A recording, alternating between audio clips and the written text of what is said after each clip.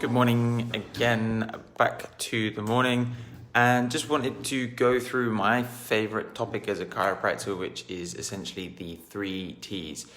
And the 3Ts are what Dr. David Palmer, who was the original chiropractor, used to basically teach his whole premise surrounding, and these are basically the three causes of disease. Now, as we go through into the future, the World Health Organization has recognized stress as the main cause of disease.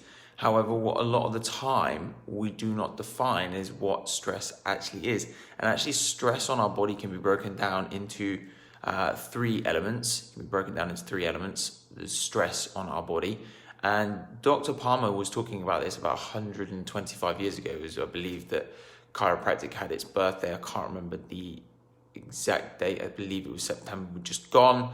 And so the profession is still a relatively new profession in the world. It's only 125 years old, but even 125 years ago, when we still didn't really understand microbiology and immunology, Dr. David Palmer was still talking about these types of things having an effect on the way that our body functions. And the really funny thing is, if we go back about 150 years ago, surgeons were still performing surgery without actually cleaning their hands.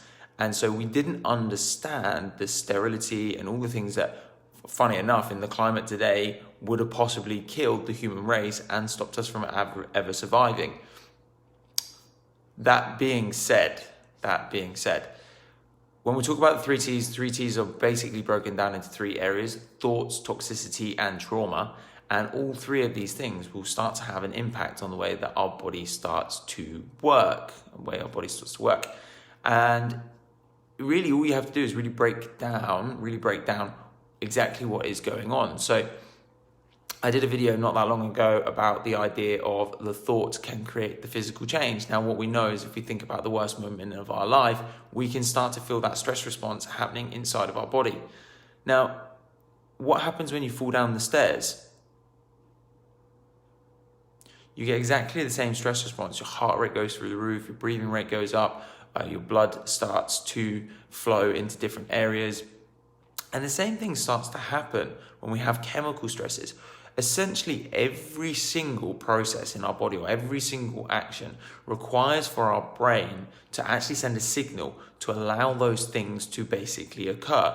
So if you want to make a muscle work, guess what? Your brain has to send a signal to do that. If you eat food, your brain basically has to recognize through the salivary glands that food is about to enter the stomach. So what does your stomach then do? Well, it raises its gastric acids. As soon as you smell food, your salivary glands will start to produce.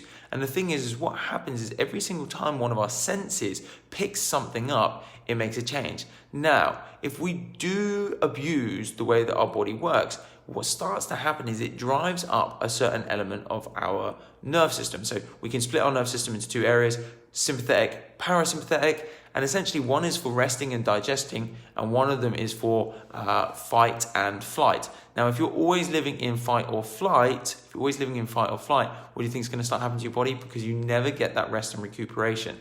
Now, the things that will start to take us into that fight or flight mode: stress emotionally, stress physically, and stress chemically. Now, if we're doing that enough times and we do it consistently, what starts to happen is we actually start to create disease. E.g., let's just say we're in constant stress. What's going to happen to our heart rate? Our heart rate is going to consistently stay up. What's that going to do to your blood pressure?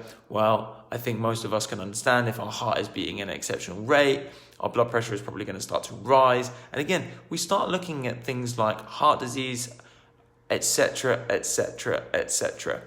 So if you want to learn a little bit more about how you can reduce the 3Ts, I've got tons of the information because I actually did videos on all three of the Ts on my YouTube channel, which is Complete Health Eastbourne.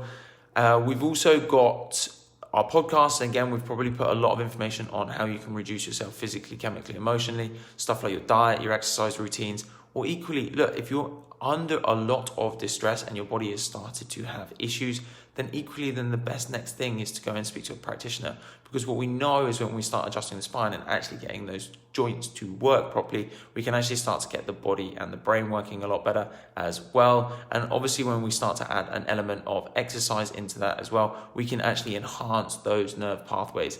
I always describe the nerve system a little bit like the highway or the motorways, that if those pathways are open and clear, then the signals can come up and down very easily, just like the cars can drive up and down the roads. Now, all of a sudden, if we close one of the lanes on the motorway, it's not so easy to drive up and down those roads. If we close 2 lanes, it becomes even more difficult. And this is the same thing with our nerves. Now, if you can clear it, that's brilliant. However, this is why I always recommend exercises post later on, because the problem is if you then never send the cars down the driveway, then it's never, ever, ever, ever, ever going to get the signal there.